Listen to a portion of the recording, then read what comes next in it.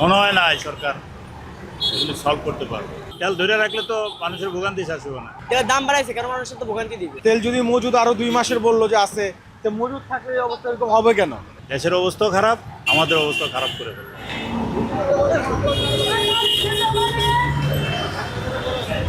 ভোর 5টা থেকে লাইনে দাঁড়াইছি আমরা ফজর নামাজের পর থেকে। এখন দেখতেছি নিয়মিত বলতেছে তেল আছে, মজুদ আছে, এ আছে সে আছে, ডিপোর থেকে তেল দিচ্ছে, কিন্তু ওনারা এই যে 5টা থেকে সিরিয়াল ধরছি, বলছে 12টা থেকে তেল দেওয়া শুরু করবে।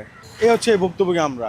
সেটা তো আমরাও জানতে চাই সরকারের কাছে, যে সরকার তো নীতিমতো বলতেছে সংসদে তেল আছে, তেল কেউ মজুদ করবেন না, সবসময় বলতেছে এক কথা, কিন্তু আমরা যখনই পেট্রোল পাম্পে আসি তখনই 7 ঘন্টা 8 ঘন্টা 9 ঘন্টা এরকম আমরা লাইনে দাঁড়ায় তারপর তেল নিতে হয়। দেখেন কি একটা পরিস্থিতি। তেল যদি থাকে আপনার, আর তেল যদি মজুদ আরো 2 মাসের বললো যে আছে, তো মজুদ থাকলে এই অবস্থা এরকম হবে কেন?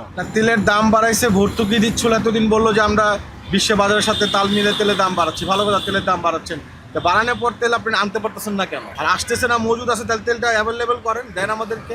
না, লাইন কমতেছে না, ম্যাক্সিমাম পেট্রোল পাম্প বন্ধ। তো সরকার সব পেট্রোল পাম্পে একটা টাইমে খুলে দিলে আমাদের একটু কষ্ট কম হইতো। আমাদের এই যে কর্মঘণ্টা নষ্ট হচ্ছে, আজকে বন্ধের দিন থেকে আসছি, অফিস থাকলে তো আর আসতেও পারতাম না।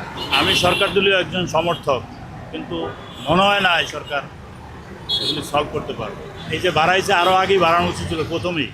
প্রথমে তেলের দামটা বাড়াইয়া ভর্তুকি না দিয়ে 3,500 কোটি টাকা ব্যাংকের থেকে লোন না নিয়ে আমাদের থেকে নিয়ে তেলটাকে ইজি করে দিত, মানুষ এতে খুশি হতো। দেশের অবস্থাও খারাপ, আমাদের অবস্থা খারাপ করে ফেলল তাদের ভুল সিদ্ধান্তের জন্য। তারা ফিউল পাস করছে, ফিউল পাস করার পরে কেন মানুষের সাথে ভোগান্তি দিবে? তেলের দাম বাড়াইছে কেন মানুষের সাথে ভোগান্তি দিবে? মানুষের কোনো দোষ নেই এখানে, জনগণের কোনো দোষ নেই। এখানে দেখেন আপনি পাশের সিরিয়ালটা প্রায় আপনার 1.5 কিলোমিটার দূরে আছে, 1.5 কিলোমিটার 2 কিলোমিটার দূরে পাও তেল আছে, পাম্পে কিন্তু তেল দিচ্ছে না। যখন তেলের দাম কম ছিল তখন আপনার সিরিয়াল ছিল 500, সর্বোচ্চ 500 বাইক 600 বাইক, এখন 1000 বাইক হয়ে গেছে। আগে তেল দিত 2 জন, এখন দেয় 1 জন প্রত্যেকটা পাম্পে। সেম কাহিনী সব জায়গায়, মানুষের ভোগান্তি স্বীকার করতেছে। তেলের তো দাম বাড়াইলো, এখন অ্যাটলিস্ট উচিত ছিল যে তেলটা অ্যাভেলেবেল করা।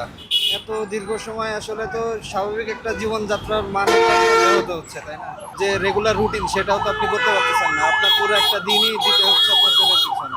যদি 24 ঘন্টা আপনার সার্ভিসটা দিত তাহলে কিন্তু এই 6-7 ঘন্টার লাইন এটা আমাদের দিতে হতো না।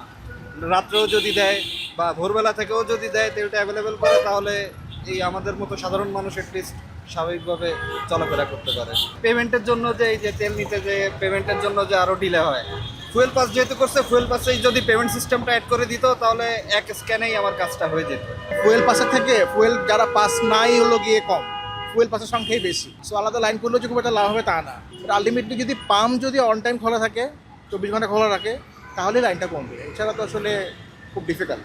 এটা হচ্ছে মানুষের আসলে প্যানিকনেস থেকে আমার কাছে যেটা মনে হয়, যার মানে এরকম প্রচুর আপনি উবার বা রাইড শেয়ারিং রাইডারকে দেখবেন যারা কিনা আসলে সপ্তাহে 500 টাকা তেল ভরতো, তারা এখন পারলে প্রতিদিন 500 টাকা তেল ভরতে চায়। সো প্যানিকনেস। আমরা যারা চাকরিজীবী, আমাদের আসলে উইকেন্ড ছাড়া খুব ডিফিকাল্ট, অফিস বাদ দিয়ে লাইনে দাঁড়ানো। সো এই উইকেন্ড নষ্ট করতেছি এই লাইনে দাঁড়ায়।